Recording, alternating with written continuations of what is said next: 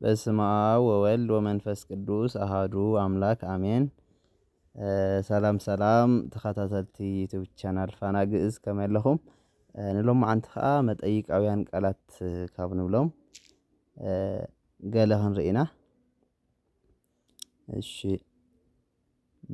መኑ መጻ ንብል ንኣብነት ማለት እዩ። መን መጺኡ በአምሓርኛ ከዓ ማን መጣ ይብል ማለት እዩ። መኑ ሆረ መን ከይዱ ማን ሄደ በአምሓርኛ ከዓ ዮም በጽባህ መኑ ሆረ ሎም ብንጎ መን ከይዱ ዛሬ በጥዋት ማን ሄደ በአምሓርኛ ክኸውን ከሎ ከዓ ማለት እዩ። መኑ ውእቱ ዘይጽሕፍ መን እዩ ዝጽሕፍ ማን ነው የሚጽፈው ሕቶ ይድኸም ደሎ ማለት እዩ። እሺ መኑ ይመጽእ ሀቤከ ናባኻ መን ይመጽእ ኣሎ መኑ ዘይመጽእ ሃሎ ሀቤከ ወይ ከዓ ወደ አንተ እየመጣ ያለ ማን ነው በአምሓርኛ ከዓ ማለት እዩ።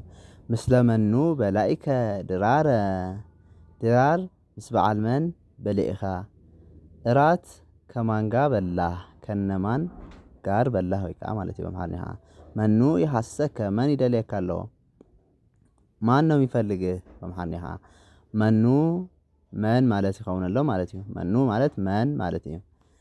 እሺ ሀቤከ ክንብል ከለና ከዓ ናባኻ ማለት እዩ።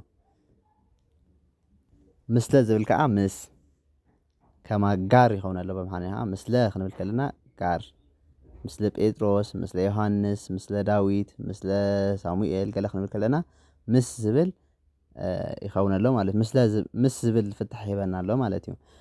መኑ ትመጽእ ሀቤከ ናባኻ መን ትመጽእ ኣላ ወደ አንተ ማን እየመጣች ነው። ምስለ መኑ በላኢከ ድራረ ድራር ምስሊ መን በሊዕካ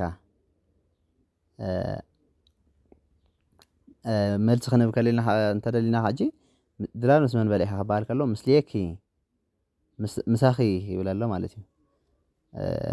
ከአንቺ ጋራ ምስሌኪ መኑ በልአ ድራረ ምሳኺ ድራር መን በሊዑ ከአንቺ ጋር ማን እራት በላ እራት ከአንቺ ጋር ማን በላ ወይ ከዓ ይኸውን ኣሎ ማለት እዩ። በአምሓርኛ ምስለ መኑ ማለት ምስ መን ምስለ ማለት ምስ መኑ ከዓ መን ይኸውን ኣሎ ማለት እዩ። ምስለ መኑ በላኢኪ ድራር ምስ መን ድራር በሊዕኺ ይኸውን ኣሎ ማለት እዩ።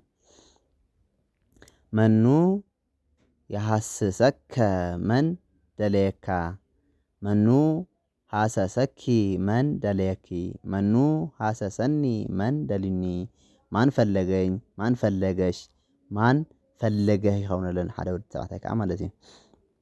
ፀውአ ፀውዐ ጠራ ይኸውን ኣሎ በአምሓርኛ መኑ ፀውአ መን ፀውዐ ማን ጠራ መኑ ተፀውአ መን ተፀውዐ ማን ተጠራ እሺ ለእለ መኑ ፀውኡ ለመኑ ፀውኡ ወይ ከዓ ንመን ፀዊዖም ለማን ጠሩ ይኸውን ኣሎ በአምሓርኛ ከዓ ማለት እዩ።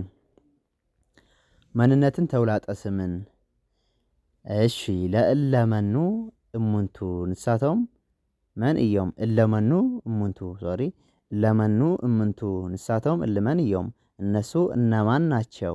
መኑ አንተ ንስኻ መን ኢኻ መኑ አንቲ ንስኺ መን ኢኺ አንቺ ማን ነሽ አንተ ማን ነህ ንምባል ንጥቀመሎም እዚኦም ከዓ ማለት እዩ። በአምሓርኛ ከዓ እለመኑ አንትሙ ንስኻትኩም መን ኢኹም እናንተ እነማን ናችሁ በአምሓርኛ ከዓ እለመኑ አንትን ንስኻትክን መን ኢኽን እናንተ እነማን ናችሁ በአምሓርኛ እውን ማዕረ እዩ። ንብዙሓት ደቂ ተባዕትዮን ንብዙሓት ደቂ ኣንስትዮን በአምሓርኛ ክኸውን ከሎ ማዕረ እዩ።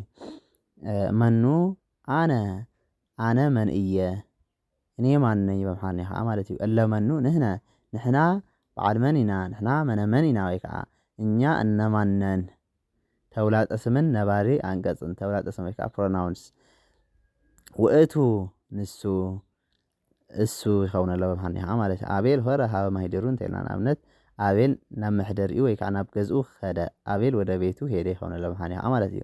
ውእቱ ሆረ ሀበ ማሂደሩ ንሱ ናብ መሕደሪኡ ኸይዱ እሱ ወደ ማደሪያው ሄደ ወደ ቤቱ ሄደ ወይ ከዓ ይኸውን ኣሎ ማለት እዩ።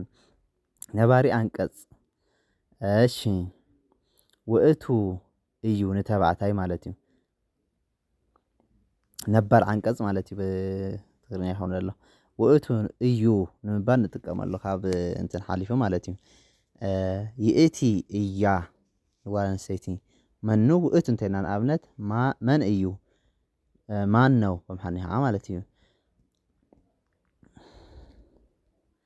በምቋመ ኣንስ ዘቆመት እምየ ይእቲ ኣብ ናይ ደቂ ኣንስትዮ መቆሚ ዝቆመት አደይ እያ በሴቶች መቆሚያ የቆመች እናቴ ናት በምሓርኒኻ በምቋመ አበው ዘቆመ ኣብ አቡየ ውእቱ ኣብ መቆሚ ደቂ ተባዕትዮ ደው ዝበለ ወይ ከዓ ዝቆመ ኣቦ ኣቦይ እዩ በወንዶች መቆሚያ የቆመ አባት አባቴ ነው በምሓርኒኻ ውእቱ እቲ ንምባል ማለት እዩ እቲ እታ ያ ያቺ በምሓርኒኻ ማለት እዩ ውእቱ ኣብ ሰከበ እቲ ኣቦ ደቂሱ ወይ ከዓ ኖሞን እውን ክኸውን ይኽእል እዩ ውእቱ ኣብ ሰከበ ማለት ተፀግዐ ከም ማለት እዩ እቲ ኣቦ ተፀጊዑ ማለት እዩ ከም ዘሎ ያ አባት ተጠጋይ ከም ዘሎ ማለት እዩ በምሓርኒኻ ይእቲ አንበበት መጽሐፈ እታ አዶ መጽሐፍ አንቢባ ያቺ እናት መጽሐፍ አነበበች ከም ዘሎ በምሓርኒኻ እዞም ሕቶ ንምሕታት ዘገልግሉ ቃላት እዚኦም እዮም ማለት እዩ ካብቶም ብዙሓት ውሑዳት እዮም እዚኦም መኑ ኣይትየ እስፍንቱ እፎ ማእዝየ መኑ ማለት መን ኣይትየ ማለት ኣበይ እስፍንቱ ማለት ከዓ ክንደይ ማለት እዩ እፎ ማለት ከዓ ከመይ ማእዝየ ማለት መዓዝ ሕጂ ኸ ንኣብነት ካብዚኦም መኑ ክንብል ከለና መን እዩ ንምባል ንጥቀመሉ መኑ ውእቱ ክንብል ከለና መን እዩ ኣይቴ ክንብል ከለና ኣይቴ ነበረ ኣይቴ መጻኢከ ንምባል ንጥቀመሉ ካበይ መጺኻ ኣበይ ነርካ ንምባል ማለት እዩ እስፍንቱ ክንብል ከለና ከዓ ክንደይ ሰዓት ኣሎ ንምባል እስፍንቱ ሰዓት ኣሎ ንምባል ሰዓት ክንደይ ኣሎ ንምባል ንጥቀመሉ እፎ ክንብል ከለና ከመይ ውዒልካ ከመይ ሓዲርካ ከመይ ኣምሲኻ እፎ ወኣልከ እፎ ሃደርከ እፎ ኣምሳይከ ንምባል ማለት እዩ እሺ ማእዝየ ንብል ከዓ ግዜ እዚ እውን ዝሕብር ማእዝየ መጻኢከ መዓዝ መጺኻ ማእዝየ ሆርከ መዓዝ ከይድካ ማእዝየ ትመጽእ መዓዝ ትመጽእ ንምባል ንጥቀመሉ ማለት እዩ ወስብሐት ለእግዚአብሔር ወለወላዲቱ ድንግል ወለመስቀሉ ክቡር ላይክ ሼር ኤንድ ሰብስክራይብ ምግባር ከዓ ኣይትረስዑ ሰናይ ምክትታል ይኹነልኩም ተሰናዩ